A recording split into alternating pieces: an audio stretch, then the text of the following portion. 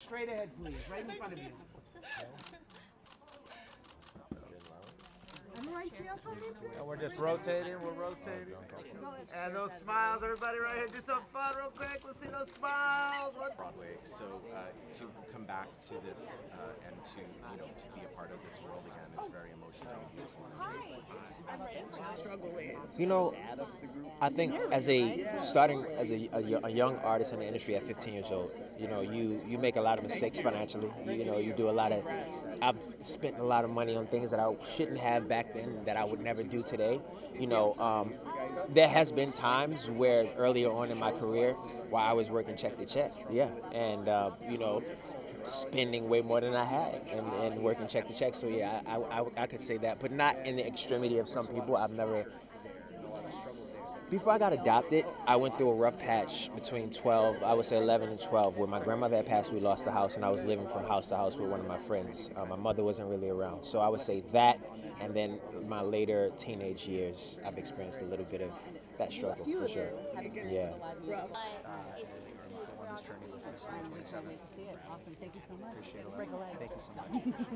Everybody deals with, emotional ups and downs, right? I a few years ago went through depression for 5 or 6 months, and I had no reason in my life to feel down. Really, I had everything that I needed in my life to happen was happening. I had a great relationship. I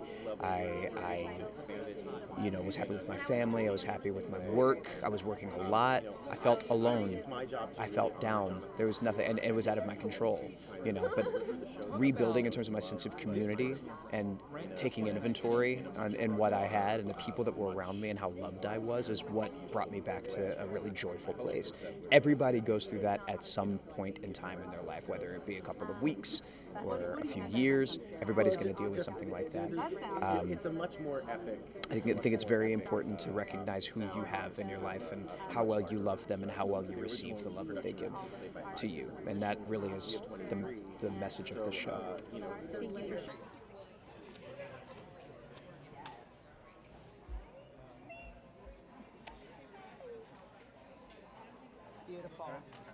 Oh, I've definitely felt like I've struggled as an artist financially, just trying to make ends meet, just trying to figure out what's going to be my next paycheck and feeling underappreciated for my amount of work, seeing a lot of people out there that get more opportunities based on who they are, and being a triple minority, having to climb up the ladder as an artist, there's a bigger gap, but I am reaching. So these characters are reaching to climb the ladder.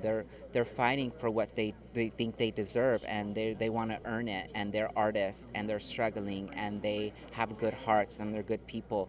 And I feel like that's a reflection of a lot of the people today that are out there, that are fighting to make their dreams happen, that are, trying to make ends meet with, trying to have the clothes on their back while trying to pay the rent, while trying to get the next gig to happen, because some of us artists, we're not the biggest scholarly people, so sometimes you have to push through and push forward through your artwork.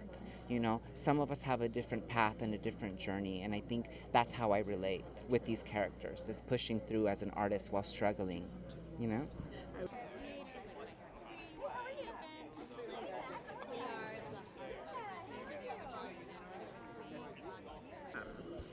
I think just being shy.